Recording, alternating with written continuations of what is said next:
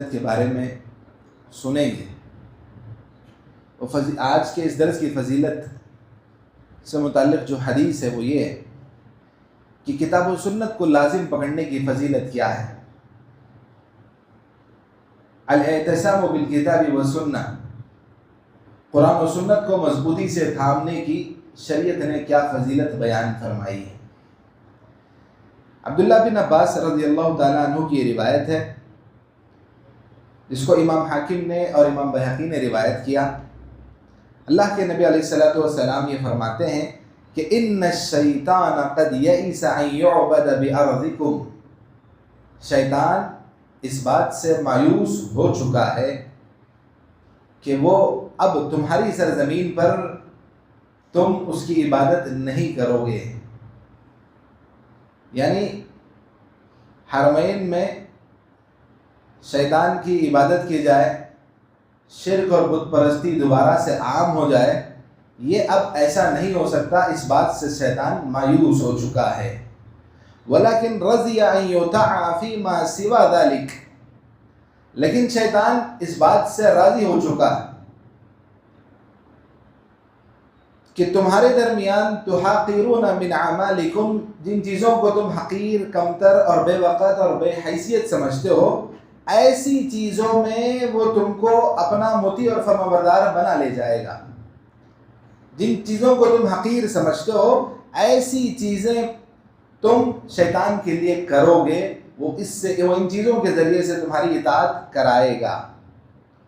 تو ایسے میں اللہ کے نبی علیہ الصلوۃ والسلام نے یہ بیان فرمایا، فاحذروا، تم لوگ ڈرو، ہوشیار ہو جاؤ، چوکنے ہو جاؤ، انی قد ترکت فیکم ما ان اعتصمتم به فلن تضلوا ابدا، تو میں تمہارے درمیان دو چیزیں ایسی چھوڑے جا رہا ہوں جن کو لازم پکڑ لو گے، جن پر مضبوطی سے اپنے آپ کو باقی رکھو گے، فلن تضلوا ابدا، تو کبھی گمراہ نہیں ہوگے۔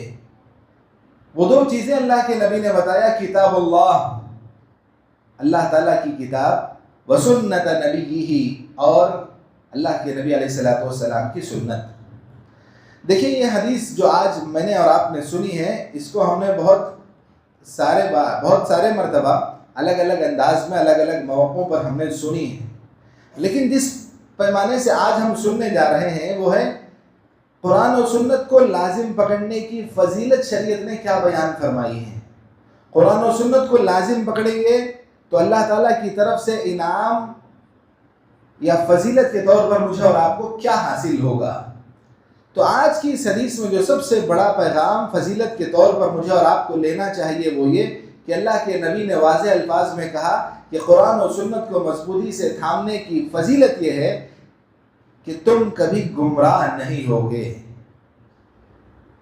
اب بات یہ ہے کہ اگر اس حقیقت کو، اس حدیث کے اس پیغام کو ہم ویسے ہی سمجھتے جیسا کہ اللہ کے نبی نے بتایا ہے تو بات کچھ اور ہوتی، لیکن جب امت مسلمہ نے اس حدیث کو سنا تو اس فضیلت کی روح سے کہ گمراہی کتنی خطرناک چیز ہے، گمراہی سے بچنے کے لیے اس حدیث پر عمل کتنا ضروری ہے، نہ تو اس کی طرف ہماری دلچسپی تھی، نہ تو شوق تھا، اور نہ ہی کسی طرح کی توجہ ہم کو نظر آتی ہے۔ کتاب و سنت کو لازم پکڑنے سے بندہ گمراہی سے محفوظ ہوتا ہے۔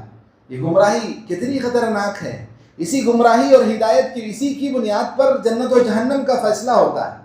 ابو طالب کی زندگی میں اور آپ بھولے نہیں ہیں، ہم جانتے ہیں کہ انہوں نے اللہ کے دین کے لیے اور اللہ کے نبی کے لیے کتنی کوششیں کی اور کتنی قربانیاں دیں، لیکن اس کے باوجود بھی ہدایت سے دوچار نہیں ہوئے، اللہ کی ہدایت نہیں ملی۔ یہ اللہ کی ہدایت اگر چاہتے ہیں تو قرآن و سنت کو لازم پکڑنا ہوگا۔ قرآن و سنت کو لازم پکڑنے کی فضیلت کے طور پر بندوں کو یہ حاصل ہوگا کہ وہ کبھی گمراہ نہیں ہوں گے، اور گمراہی سے اگر ہم محفوظ ہو گئے تو جنت کی راہ پا لیں گے۔ قرآن و سنت کو ہم نے لازم نہیں پکڑا تو ہم جہنم کی راہ پر جا سکتے ہیں۔ یہ تنبیہ اور آگاہی ہے۔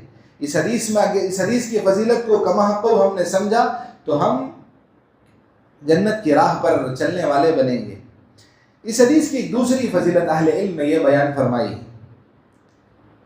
وہ مشہور آیت جو ہم جانتے ہیں، وَاعْتَصِمُوا بِحَبْلِ اللَّهِ جَمِيعًا وَلَا تَفَرَّقُوا، کہ تم اللہ کی رسی کو مضبوطی سے تھام لو اور فرقے اور جماعت اور گروہوں میں نہ بٹو۔ اس آیت کے حوالے سے اہل علم اس حدیث کی تشریح یہ بیان کرتے ہیں کہ اگر ہم کتاب و سنت کو لازم پکڑیں گے، مضبوطی سے تھام لیں گے، اپنے دانتوں سے جکڑ لیں گے، کسی بھی صورت میں اس کی مخالفت ہونے نہیں دیں گے، تب ہم ایک رہیں گے۔ ایک رہیں گے کا مطلب کیا؟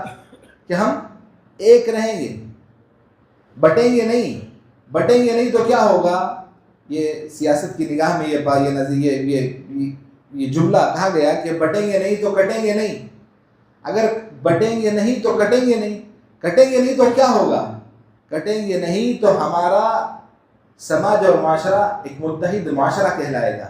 ہم دوسروں کے لیے خیر خواہی اور ہمدردی رکھنے والے بنیں گے، دوسروں کے درد کو اپنا درد محسوس کرنے والے بنیں گے، اس کی تکلیف اور پریشانی کو اپنی تکلیف اور پریشانی محسوس کرنے لگیں گے۔ یہ سب کب ہوگا؟ جب ہم ایک رہیں گے، جب ایسا اسلامی معاشرہ جو ہم صرف کتابوں میں صحابہ کرام کے متعلق پڑھتے یا سنتے تھے، وہ ہم اپنی نگاہوں سے مشاہدے کے طور پر دیکھ پائیں گے۔ یہ اس وقت جب ہم قرآن و سنت کو مضبوطی سے تھامیں گے۔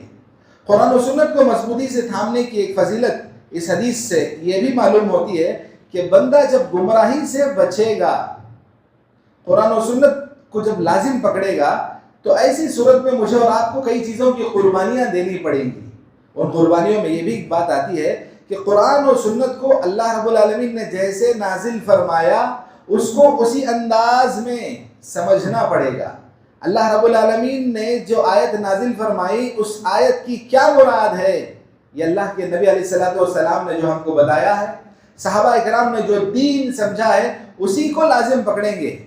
بردرز کے، انکلز کے اور عقل کی بنیاد پر دین کو سمجھنے والے انٹلیکچوئلز کی نہیں سنیں گے، تب ہم قرآن و سنت کو لازم پکڑنے کا صحیح معنوں میں ہم نے یہ فضیلت حاصل کی۔ قرآن و سنت کو صحیح معنوں میں اس کی فضیلت جیسی ہے ویسی ہم نے مانی۔ کسی امام کے قول کا کہ ہم محتاج نہیں رہیں گے۔ قرآن و سنت کو لازم پکڑنا مجھے اور آپ کو بزرگوں کے قصے کہانیوں پر آمادہ نہیں کرے گا۔